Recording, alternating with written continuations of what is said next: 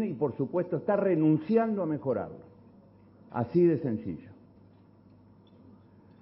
Por lo tanto, quedarnos en el lugar en que estamos desde el punto de vista de infraestructura significa, sin duda, un cuello de botella a corto plazo que puede limitar seriamente las posibilidades de promover la cohesión social y territorial en el país.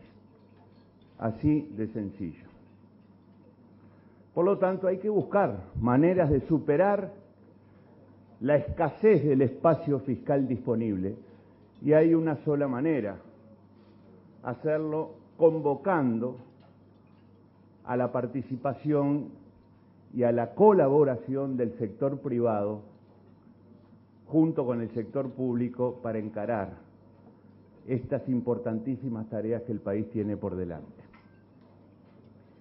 Y por eso, por primera vez en nuestra historia, el gobierno ha concebido un instrumento que nunca habíamos tenido: la confección de un estatuto orgánico, global e integral para regular todas las experiencias posibles de participación público-privada para avanzar en el terreno especialmente infraestructural.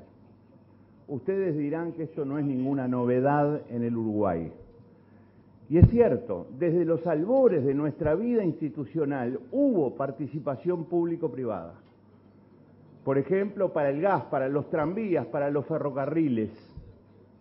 Lo que no hubo nunca fue un instrumento jurídico que regulara globalmente todos los aspectos que están involucrados y que son muy complejos en una convocatoria de este tipo. Y como no hubo un instrumento jurídico, el país nunca pudo promover e impulsar esta experiencia. Porque una cosa es hacerla y otra cosa es disponer de un estatuto que la regule completamente y en todos los casos. Entiéndase bien, este estatuto, que está contenido en un proyecto de ley a consideración del Parlamento y que esperamos aprobar a la brevedad, es un estatuto para aplicar en todos los casos, cualquiera sea la agencia pública, cualquiera sea el contratista que acuerde con esa empresa pública.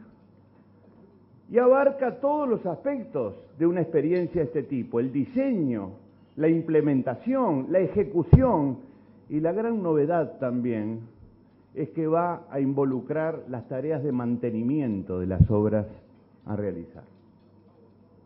Repito, estatuto único, aplicar en todos los casos y, por supuesto, cumpliendo objetivos que están muy claros. Porque disponer de un estatuto de este tipo mejora la posición competitiva del Uruguay en la atracción de inversiones de infraestructura. ¿Por qué mejora las condiciones competitivas del país? Porque tener un estatuto de este tipo asegura previsibilidad tanto para el sector público como para el sector privado.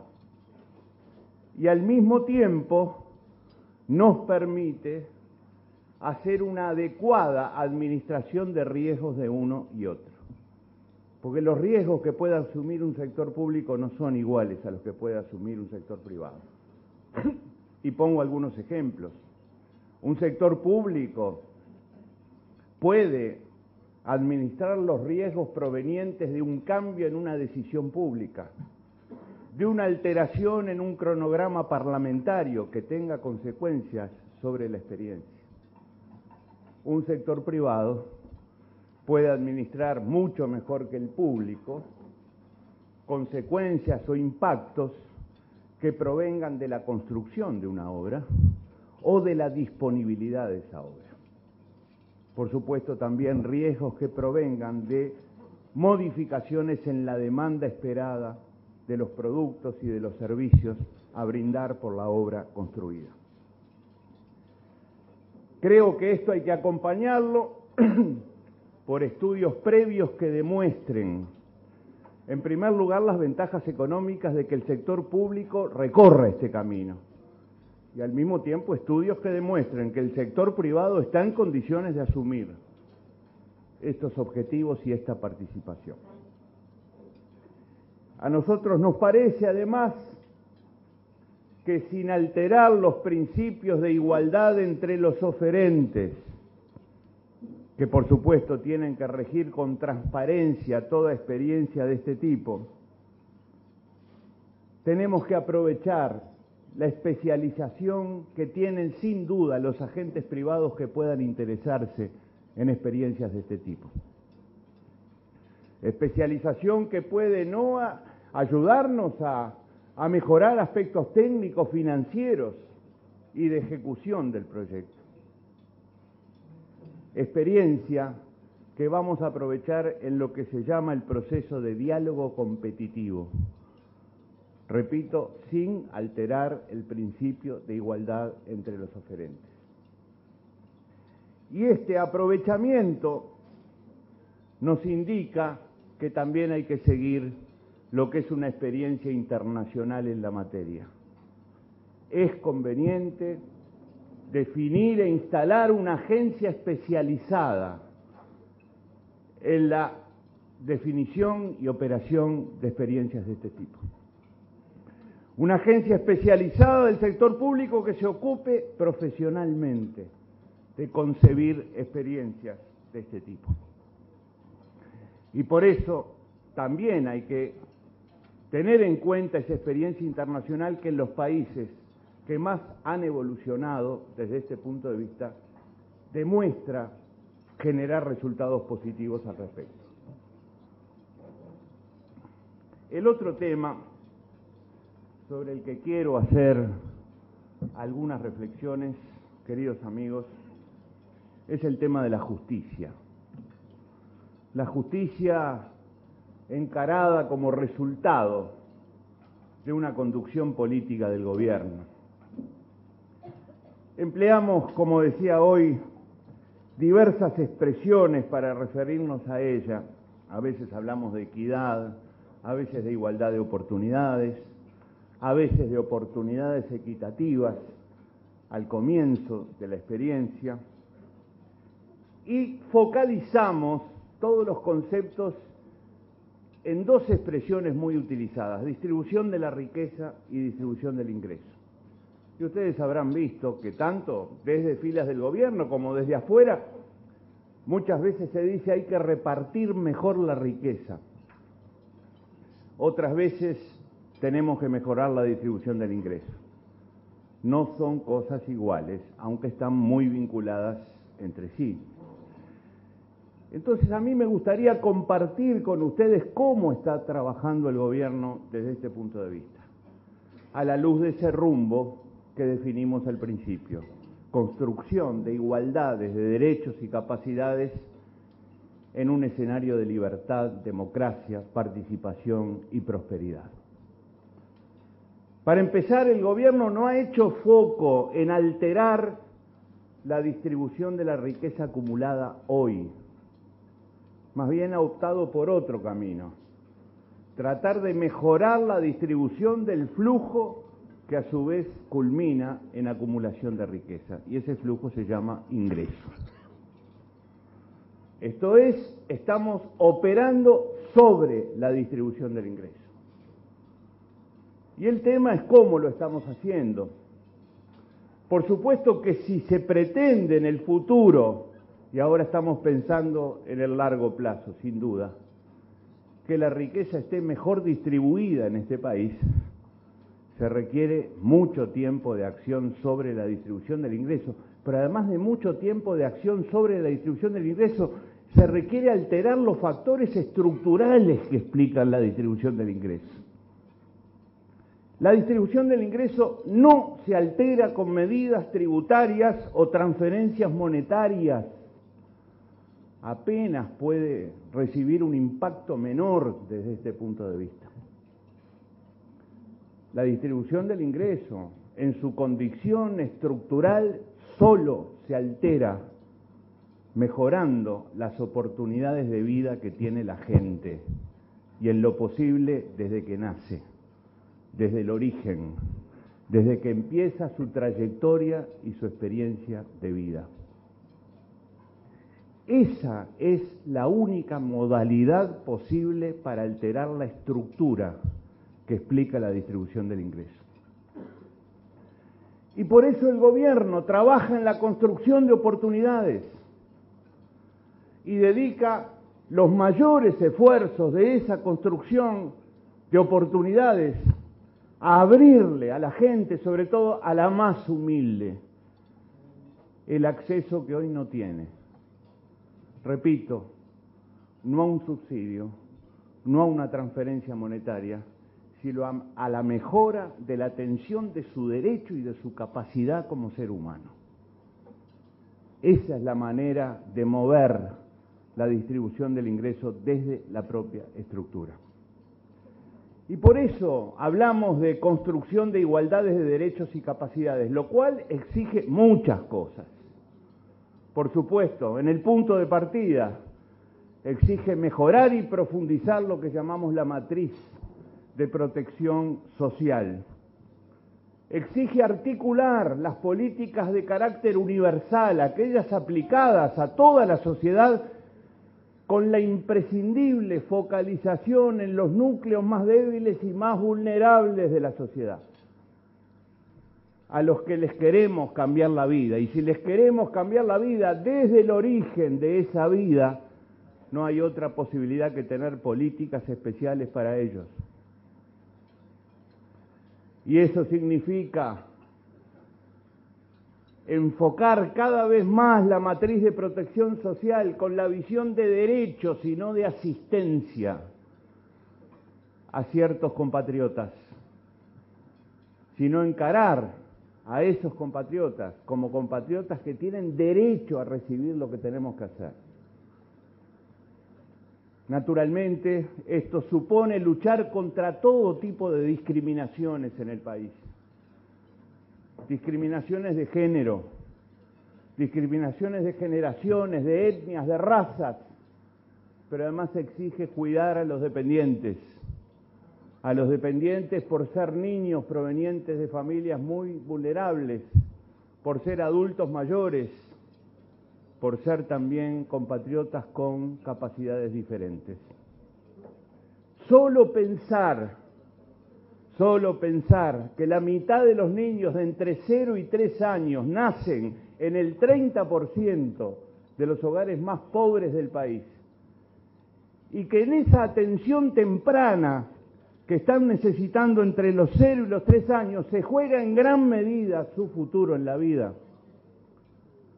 nos va a convencer claramente de la necesidad de cuidarlos y la necesidad de articular esta política de cuidado con lo que ya está en vigencia, porque la política de cuidado no viene a agregarse a lo que estamos haciendo, viene a articularse con lo que ya estamos haciendo, siempre en el marco de las posibilidades que el país vaya teniendo gradualmente para avanzar desde este punto de vista.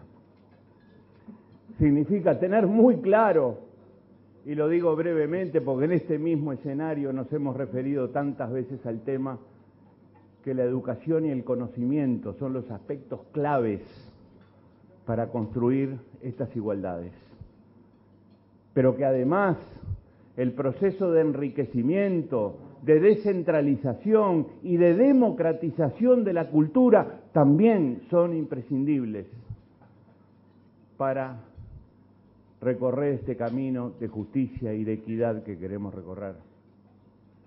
Por supuesto, también en los tiempos que corren, la incorporación de la dimensión ambiental en las políticas públicas, aunque a primera vista pareciera que no, es imprescindible para construir justicia e igualdad de derechos, porque los platos rotos de los cambios climáticos no atendidos sabemos que los pagan siempre y con mayor profundidad los más débiles. Este camino elegido por el gobierno tiene dos condiciones. Sin crecimiento sostenido esto no es posible, así de sencillo. Lo único que le puede dar sostén a la construcción de esta igualdad de derechos y capacidades es el crecimiento sostenido. y esto es muy importante tenerlo claro, sobre todo para no invertir las relaciones entre causa y efecto, porque algunos juicios críticos dicen que nuestro principal objetivo es crecer y tener responsabilidad fiscal y coherencia financiera, y están absolutamente equivocados.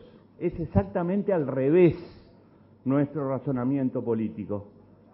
Esto está al servicio de la construcción de igualdad de derechos y capacidades. Y por eso decimos que esto no es posible sin crecimiento sostenido. Y que incurriríamos en una enorme incoherencia si, creyendo que este es el objetivo fundamental, empezamos a tomar acciones que lo comprometan, porque eso termina con toda la experiencia y la hace inviable, la hace imposible. Por eso hay una segunda condición de este camino. Este camino no tiene atajos, no tiene cortadas, no puede pensarse con ansiedad que se acelere ese camino comprometiendo su fuente de recursos. No es posible, así de sencillo. Y por eso esta es la segunda condición. No hacernos presa de la tentación del camino más corto, de la aceleración de la consecución del objetivo, porque eso puede comprometer toda la experiencia haciéndola inviable.